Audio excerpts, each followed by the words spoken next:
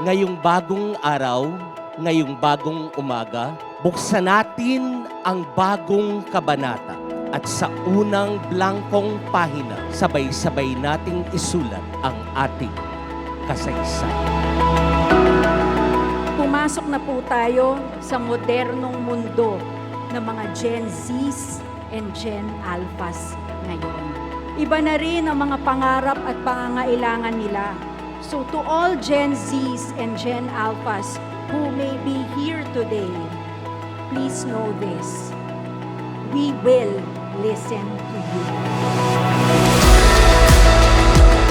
Tumulong po tayo sa kapwa natin nang wala po tayong hinihintay na kahit anong kapalit. Ang mahalaga po nang galing po sa puso natin.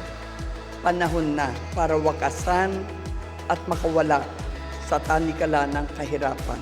Yan ang laging sinasabi ni Mayor Ben Abalos. Kaisa ko kayong lahat sa paniniwala na ang tunay na kaunlaran ay magsisimula sa loob ng silid-aralan.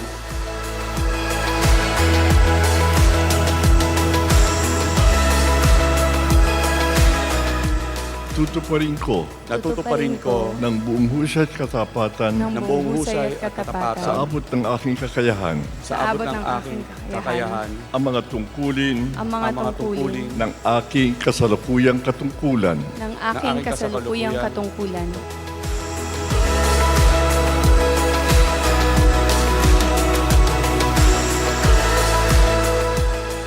Sa dulo ng araw, hindi mahalaga kung ako'y isang babae o isang ina.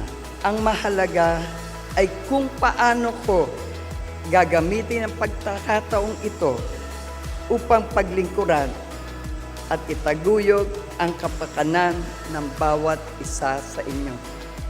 Ito na ang Mandaluyong version 3. Tulong Gen XYZ!